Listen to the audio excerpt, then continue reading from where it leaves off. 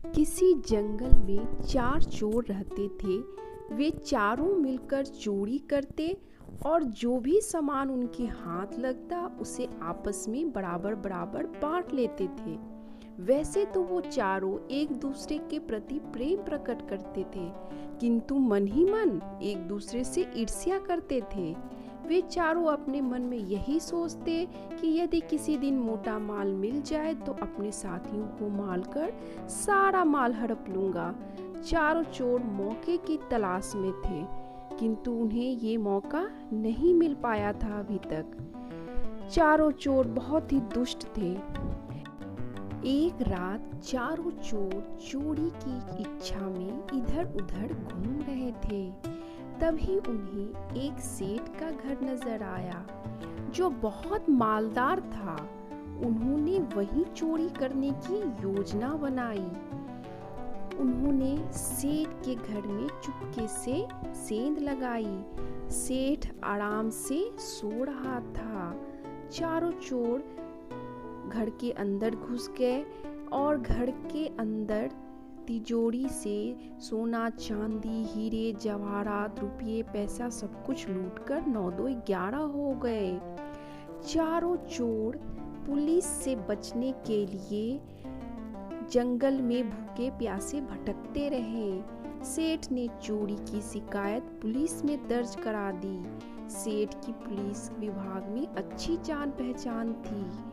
चोरों को पकड़ने के लिए शहर के चप्पे चप्पे पर पुलिस फैली हुई थी। जंगल से निकलना चोरों के लिए खतरे से खाली नहीं था। चारों की इच्छा थी कि अभी वे कुछ दिन जंगल में ही छिपे रहे। धीरे धीरे चोरों के पास खाने पीने का सामान समाप्त होने लगा।